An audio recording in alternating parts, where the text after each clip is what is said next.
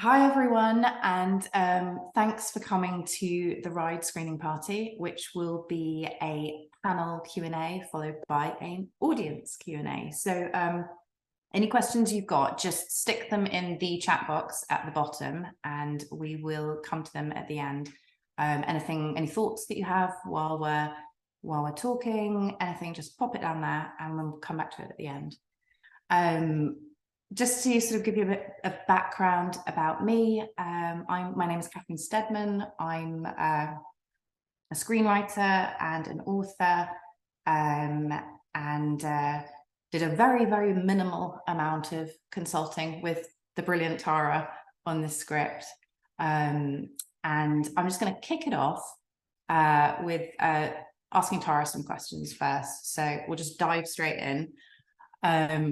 Tara is the writer and director of The Ride, and this is her first narrative short. Previously, she's worked in journalism and documentary filmmaking, and this is her first foray into fiction. So I guess the first question, Tara, is what was it in particular that made you want to make The Ride? I suppose it's a two-part question, really, because so what made you want to go into narrative fiction, and also what was the kind of spark of inspiration for The Ride itself? Hi, Catherine. Really happy to be doing this with you. I think you were one of the first people, you and Karla, who heard about The Ride as I was kind of thinking about it, working on the script. So just putting this out there. Why did I want to get into fiction? Sorry, just to say, Karla is just to my Karla. There she is. This is Karla Williams, and she is the executive producer of the short.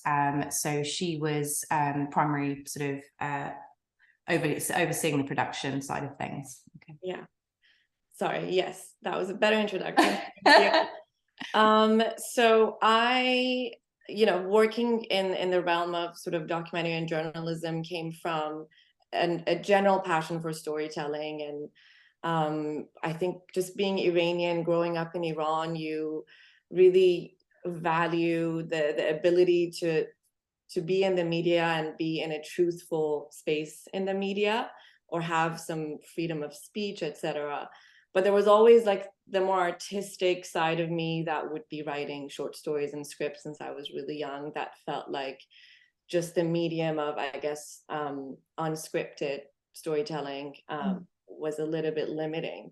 So I kind of knew that this jump will happen. I just wasn't sure when or how.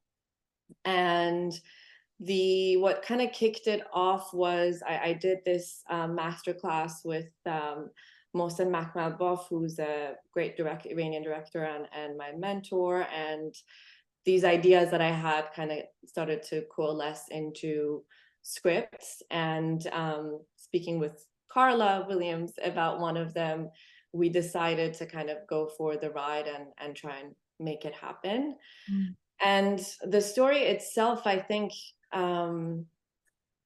so in our lives, generally, there's the big events, right? Someone falls in love or dies, or there's war, or there are often big events that are kind of inspiration behind a lot of the stories that we watch and read and see and consume. Personally, I've also been always curious about the little things that happen in between the big events of our life. Because again, coming from Iran, you kind of feel like, oh my God, how is life there with all of this oppression and everything? But the truth is that people are still going to the shop to buy coffee and buy clothes for, I don't know, for their dates. So there's a lot that happens, especially as a woman in your everyday life. Yeah, that it's in the film, it seems to be the real tension of it lies in those quiet moments with Nina, when Nina is digesting what's being done around her. Her power's been taken in that setting, in the truck. Exactly. And where we're with her and we feel what she feels. And it's a tiny moment, but it shakes her entire world. like on that point, I feel like your film, it touches on these issues, and to do this Q&A today on, International Women's Day, it's like seems very apt. But it's all those, it so subtly approaches, these huge life-changing moments that women have where they decide who their partner should be, or whether they want that job, but you approach it in a very subtle way, and I wonder if that is your personal approach to filmmaking. Yeah, I think exactly like you said, there are things that happen when you don't necessarily even understand what is happening. You're not super aware of it, but you're in bed at night and you're like, was that a little bit, did that person try to take my voice away in that moment, or did this person make fun of my passion?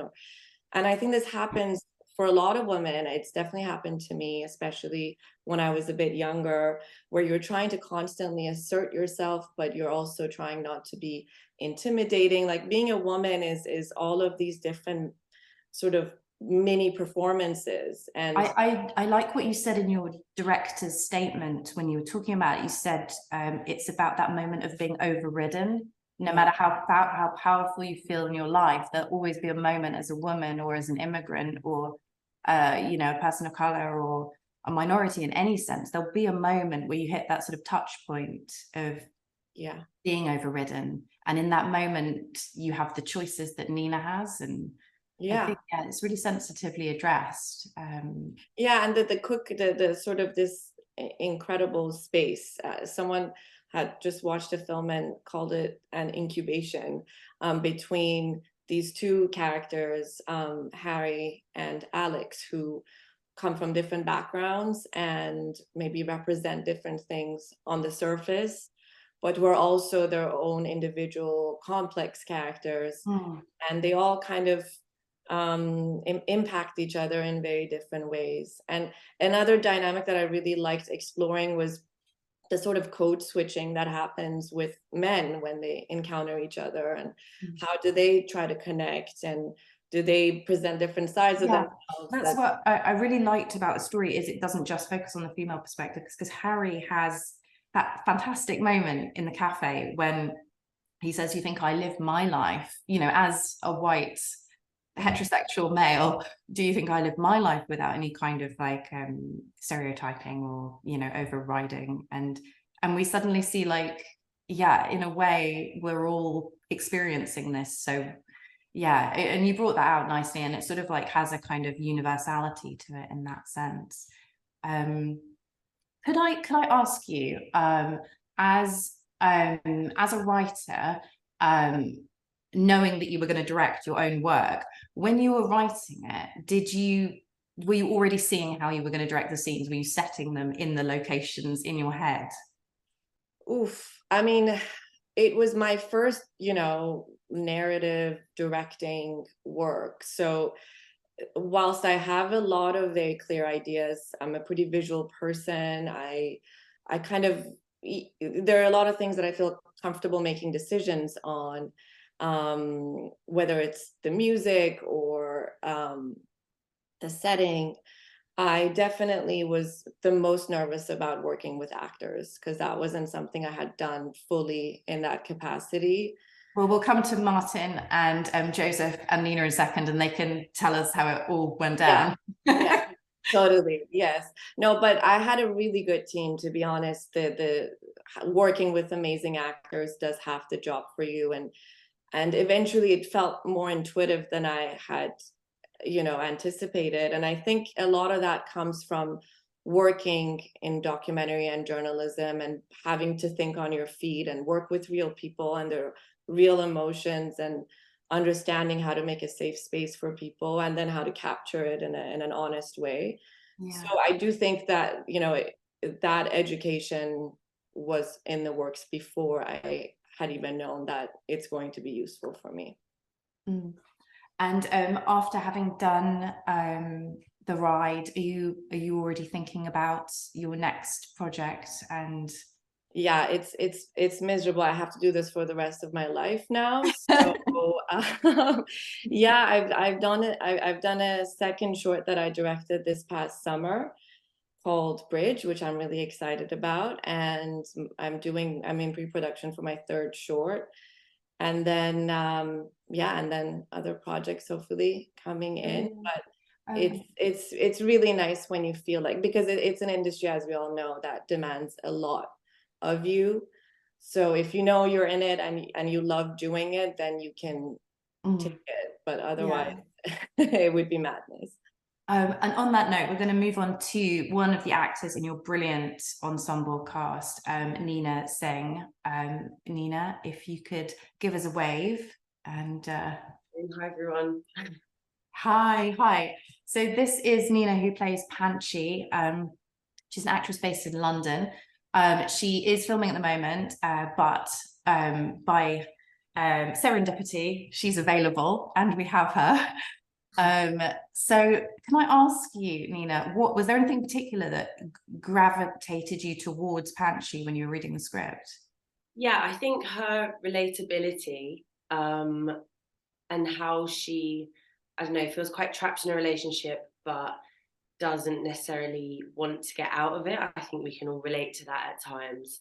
And any character that really speaks their truth, I think Tara gave us the end scene as one of the audition scenes, and that really drew me towards her, because finally seeing her be completely honest with herself and with Alex as well is like such a great experience to have as an actress. And also, like, I think I've learned a lot from Panchi in how, like, being a people pleaser isn't the way to navigate through life, because I think at the time that, I mean, it was 2 years ago when we shot it and everything, so I was definitely more of a people pleaser, then played Panchi and became less of a people pleaser. So that's great. That's like, if that's that's like the message of the story, I suppose. And it's great, like, when you watch it, you do see, like, you see from Panchi's perspective, but you also see, like, from an external perspective, and they could be brushed away as like small things that happen to her.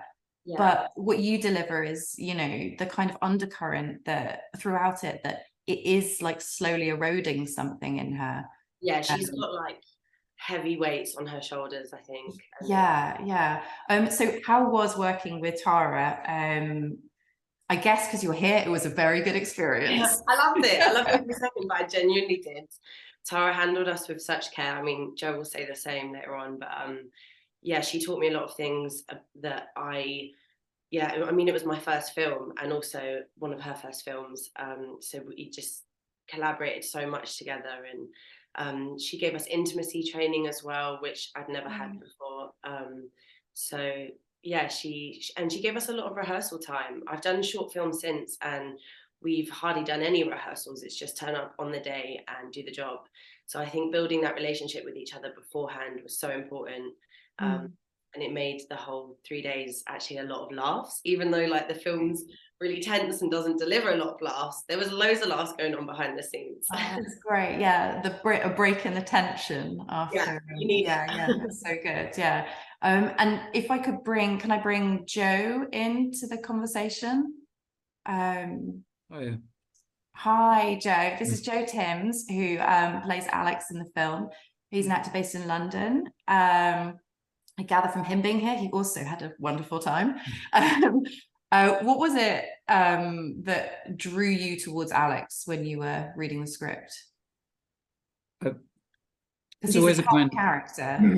He's like, you bring a soft side to him that we can understand, like a universality to him. But on paper, like, even with the best writer in the world, he has to do some tough scenes. Yeah, I mean, there's always a kind of a funny test, I find, as an actor, as if when you read a script and you can hear yourself saying it, you know that it's fantastic writing and that all of the thoughts are kind of a logical step. So it's always a really good sign that you're dealing with good material. And that is always a kind of, I'm instantly intrigued by that. And then there was a real kind of oxymoron at the center of it, which was that of wanting to appear calm, in control and charming, but whilst also negotiating these shifting boundaries that were being redrawn, and how as a young man trying to expand in the world, you know, with your partner who you were quite comfortable being next to you, you know, that's all kind of changing. And there was something about that. And I think that the softness that you allude to, and I'm glad you pick up on it, is because I think that sometimes, you know, the hardest blows come dressed up in a, you know, in a nice kind of kit glove. Yeah, exactly. Yeah, it's a complicated character, and Tara gives it layers that I think a lot of drama can miss out on. I think, yeah, like you say, the cruelest things can be done by people who you wouldn't necessarily even know that they were doing it. And I think that yeah, you got the layers with that. And from your theatre background, because you've done a lot of theatre, did you find working on the short similar? Like the rehearsal period, it sounds, was like closer than usual to theatre. Yeah, I mean, I was very pleasantly surprised by like the rehearsal period, and being able to improvise was amazing. To have that time with Tara to kind of really understand, you know, you know, and to go deeper, to understand her thoughts, her intentions, and to kind of make it so that if we were to improvise in the film, that the thoughts that came out or words that came out were kind of natural extensions of what Tara was envisaging. You know, that there was no kind of conflict. You know, often the time, you know, I find that sometimes with acting, you know, you have to kind of leave your ego, you have to work incredibly hard to leave your ego and your own kind of point of view at the door. And that rehearsal time really allowed us both as all as a collective, both with Nina and Tara, to kind of merge. And, you know, it wasn't successful originally, you know, at the beginning. You know, I was pretty, you know, I wasn't that good at it. You know, it took us a while to kind of find who Alex was, you know, but I'm glad that happened off camera before we then caught it. Yeah, no, it's great. And the layers are definitely there, because you can see a world in that brilliant, ambiguous ending that Tara writes, where it could go either way, you know. Yeah, I was going to say about that. I think how Joe plays it, like when I watch it back, and you're genuinely so baffled as to why Panchi's having this like meltdown, just shows how disconnected they've been. Then it's not just heartbreaking for just Panchi. Yeah. Like, it was really important for Tara that it wasn't just kind of everyone takes Panchi's side, because actually it's quite heartbreaking for Alex in that moment. He's like, what have I done? Yes, exactly. And in terms of that ending and making that really land, I wanted to move over to Feng, who is the film's editor and was working really closely with Tara on the edit. Could you give us a wave, Xi? Thank you, Catherine. Hi.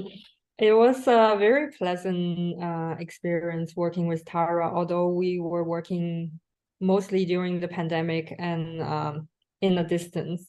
So we met once in Toronto when I pick up the drive. That was the only occasion that we meet. And then the film's ending, we spent quite a bit of time crafting it, because there are just so many nuances and layers that we can explore in that scene. And we ended up shortening that scene a lot, and to focus on each of those characters' internal dilemma. So and then we definitely was sure that it will be an open ending, so that will be the last shot. That was very clear to us. But we did trim that scene a lot to just emphasize that tension. Yeah, and it's so, like, again, that subtlety and nuance is there without it needing to be a long scene. What is your process when you're working, when you just start out on a project? How do you approach that?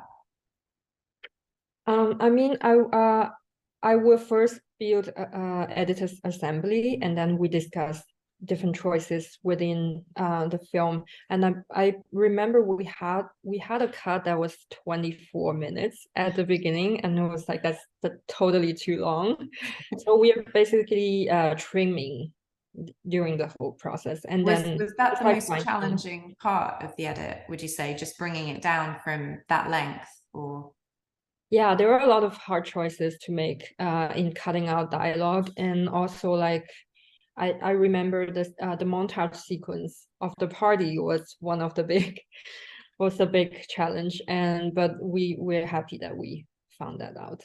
And did you and Tara have any moments together where you had slightly different creative visions, or were you sort of quite symbiotic from the beginning?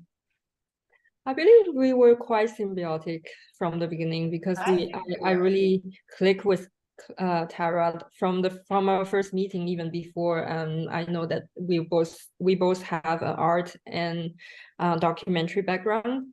It was also like one of my first fiction editing, because I've been cutting dogs since for 10 years.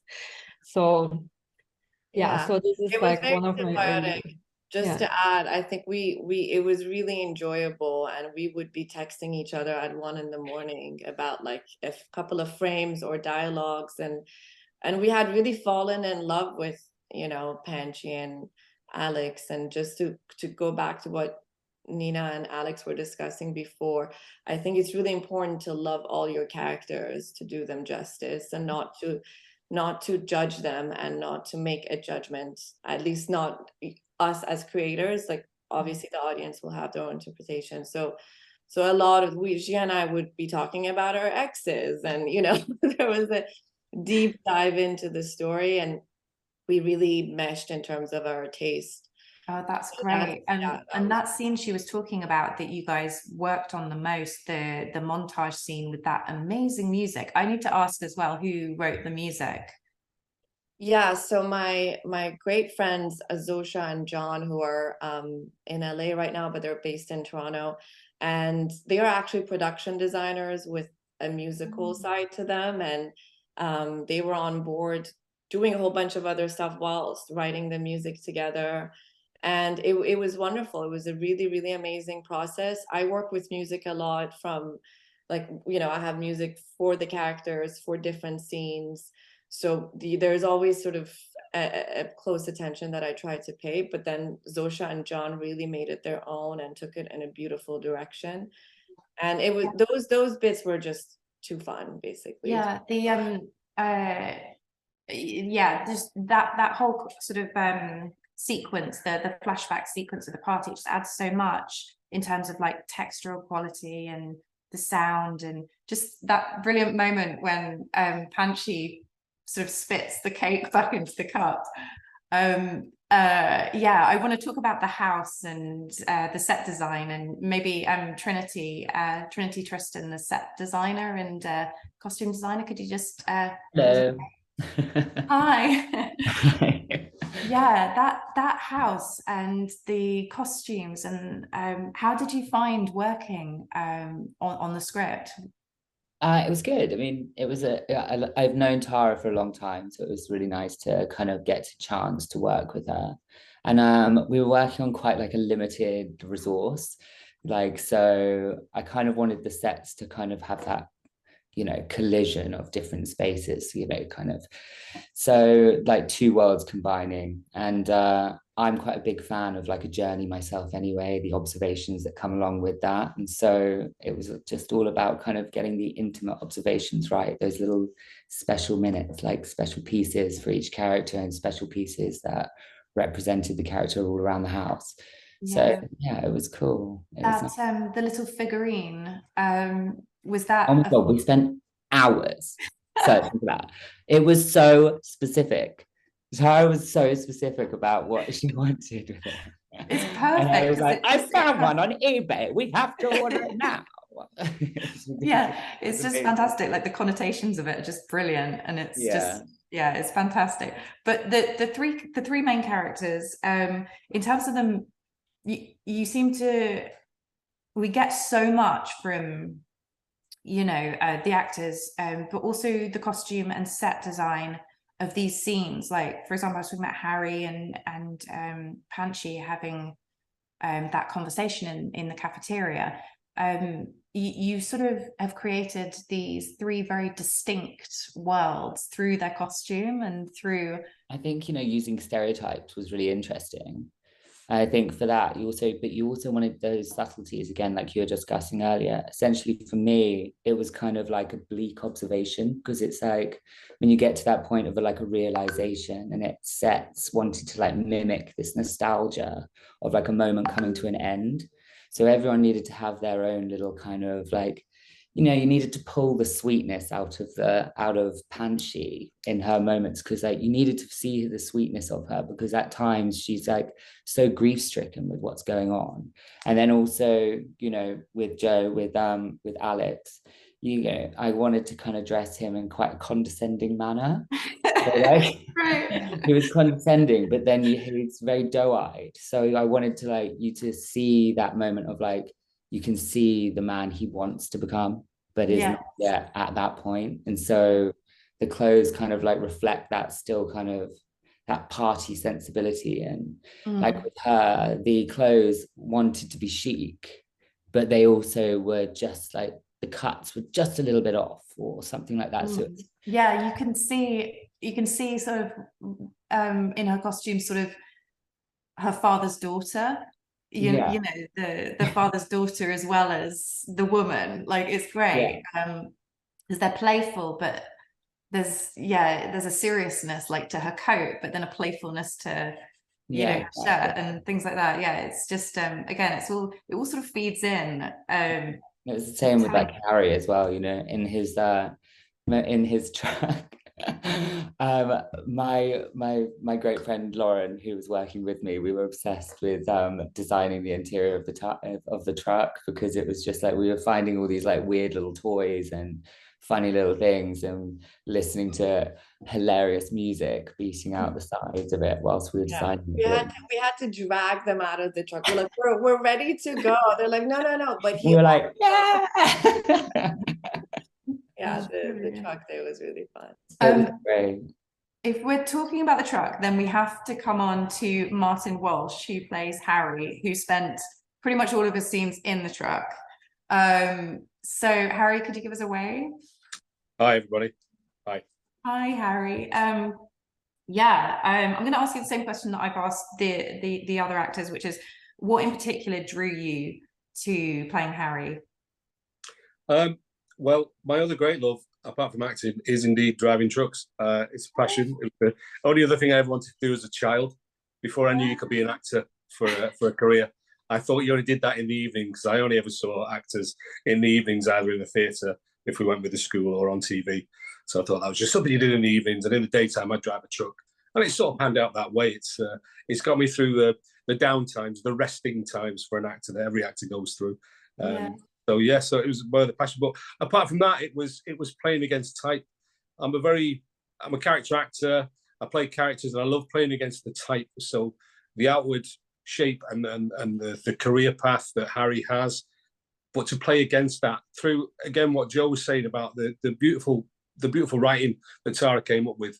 We were able to backstory Harry together, me and Tara, and give him a real humanity. I thought a real paternal instinct, and to play against the look that Trinity was talking about, the look as well. You know what I mean, the stereotypical look, and then to play against that a little bit. Yeah, he's a very unexpected man. He turns out to be a very unexpected man. Like Alex plays him as if he were the man he thinks he is, but Panchi sort of finds the man that he actually is. And you know, he sort of opens up to her. And all of this, you were doing all of this while you were actually driving a lorry. Which is no mean feat. But how was that? Have you ever actually done that when you're on an acting job? No, that was a first. It was the first to combine that. I've done driving and stuff, cop cars, stuff like that back in the days. But you know, you're always doing something. It's that walking and talking at the same time that's the tricky bit, as they say. Except with like several ton HGV. Yeah. I mean, there were certain precautions that everybody took on set. We were on a closed road for some of it, the more intimate stuff. So, you know, there's precautions that way, but you're still driving a truck. You can still do some damage. You can still throw people around. We were pretty cramped in there. We had a DOP, I think, a camera op, and Tara, and then the three of us actors. Now, there is just about room for that, but they throw a few lights in and a bit of sound equipment. And then I still got to see the mirrors. You know, you can't see, if you're not seeing the mirrors, you're not seeing. So, you know, they always have on the back of trucks, don't they? If you can't see my mirrors, I can't see you. And it's literally that, you know, you have to see those mirrors. So it was fun. It kept me on my toes completely. But, you know, we had that day's rehearsal where we got over the nerves of meeting each other and finding our path through it with Tara. And so I was able to do that. Yeah, it was, and everyone was so kind about it and so knowledgeable of it and so allowing of me to go, what do you need us to do? Are we in your way and stuff? So it was great. It was just great fun. It was a buzz. Yeah, I loved it. That's great. And how do you feel about Harry's psychological journey through the film? Did you feel, well, and I'll leave it to you. How did you find the psychological journey that he goes on? That was the joy. That was the joy, as I alluded to earlier, about playing against type, about finding that through line, finding the backstory. Me and Tara, we created a little backstory for him where he probably lost a child, we thought. So he had that frustrated, very paternal instinct. You know, but these are two beautiful actors, but two beautiful characters, two beautiful people. I mean, they're really stunning to look at, the pair of them, aren't they? Yeah. You know, I mean, I'm a character actor, but these two are like, they're proper lead material. So, you know, I mean, they're proper beautiful guys. So it was, that for the character was he was a bit standoffish at first, I think, because he worked from his world, but then he opened up. In terms of the subtlety of Harry, I don't know how much, whether Tara did a rewrite with you or how it came about, if it was an ad lib, but the fact that Harry won't say whether he voted leave or remain is just fantastic. It just leaving that open is just, it's just another great. Was that a choice that you made, or was that already in the script? I think it came through. Tara will probably correct me maybe if I'm wrong, but I think it came through the rehearsal process. I think we just investigated it a little, and we found it more interesting to leave it ambiguous. As well. A lot of it, I think the rehearsal was a very collaborative space, and you know, there were things that we would explore and go down the path of, and then say, you know what, no, that's not where we want to be, and yeah, that was another element, because it's there are giveaways in it, but we just, again, didn't want to make those decisions for the audience too much and let them explore the character. So, I mean, I changed my mind about whether or not he voted leave or remain. Yeah, it's great because he's got the same, I hope the audience get there at the same point where they're already taking his word from the cafe and going, well, I'm judging him on what I think his answer is going to be. So it's just so fantastic that he doesn't give it. He's like, let's not even go down that road. It's fantastic. So I would like to open up the Q&As to the audience. If anyone would like to ask any questions, just tap them into the chat box. If not, I do have several questions of my own that I have prepared. I will, while I'm waiting to see if anyone's gonna write any questions, I will go. This is a question for everyone, and you can choose not to answer if you don't want to answer. But what does everyone think happens after the screen goes blank? I think I'll start with Nina. You can totally choose not to answer and leave it to the audience. This is just your personal opinion of like. She absolutely dumps him, guys. She definitely dumps him. And I feel like in my head, maybe she like runs for a bit more in the field, gets out, and then goes, actually, guys, I do still need that lift. And then it's like really, really awkward in the truck, even more awkward than it's been. But yeah, dumps Panji. Joseph, I'm going to let you have your say on that now. It's tough, isn't it? I mean, I think kind of revisiting that mindset, I think he's on to the next. I think he's over the gate, and I think he's emotionally departed. I think there's no way back from that conversation. I don't think. Yes, nice. Yeah, that tracks. Can I also ask, because we didn't hear much from Karla, what did you think about the journey and the ending specifically? I think Catherine's question is so incredible. As in, what do I think Panchi would do at the end? Yes, after the screen. I think she left him. Yeah, 100%. I think she went at what I would like her to have left him and go out on her own and to find more of herself and kind of explore who she is a little bit more without any restriction. That's what I would like her to do at the end of the film. Karla, I'm so sorry. I have missed you off the panel. I have been alerted to this very subtly once more by Tara's. Yes. Okay. Sorry, Karla. Okay. How did you get involved with the film from as far back as you were introduced to it? At what stage did you sort of come on board?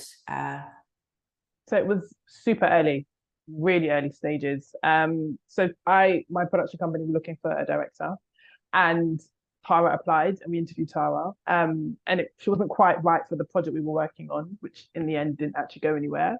But she then was like, "Oh, I have this script idea that I'd really like to kind of share with you." And I think what I really liked about the script was its subtlety. So I remember we had some really early conversations about Panchi not being an obvious victim, or this idea of what we think a victim is. And I really liked that her experience was made up a lot of subtlety and microaggressions, which for some people is not that big of a deal. But if you look closely enough, you can see she's in an environment where her voice isn't truly being heard. And I think it's the subtlety about it that I really liked. And I also really like the character of Harry and the fact that he appears to be this one thing. And then as it goes on, you kind of see a more vulnerable side to him that you wasn't expecting. So that's, I think, what I really liked about the script itself. And Harry as well. I was particularly quite drawn to Harry and this idea of this kind of typical macho truck driver, white working class guy who you don't expect to have this vulnerable side or to connect with Panchi in the way that he does. And then he's able to. That's what I really liked about it. Yeah. Oh, that's brilliant. And how did you find bringing this amazing ensemble of people together?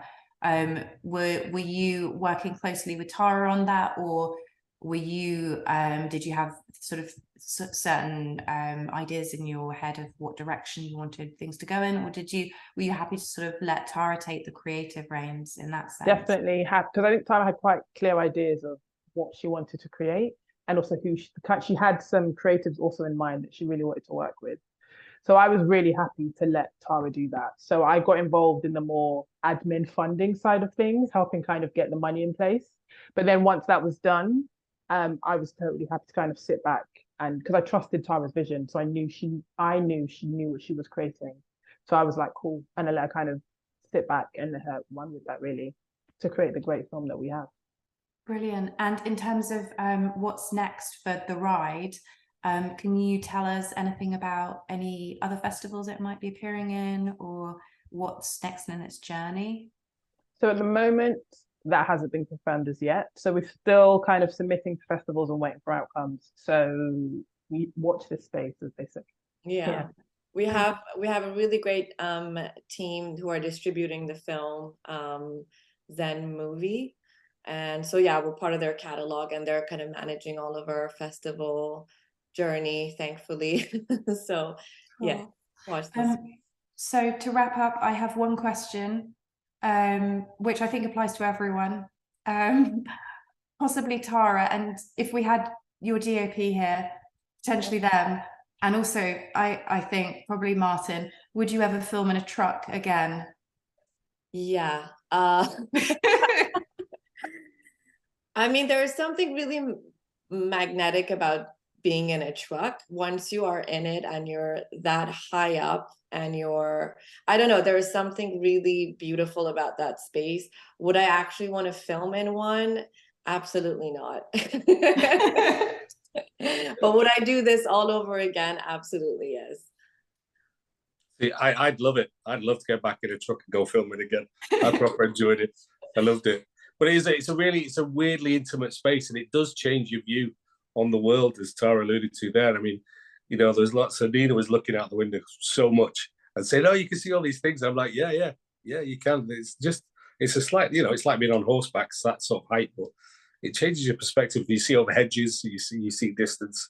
Yeah, it was very cramped. It was very tight, but yeah, I loved it. I'd do it in a heartbeat. Brilliant. Okay. Oh, thank you so much to everyone for being here, and thanks to the audience. It was fantastic to talk through the ride with everyone.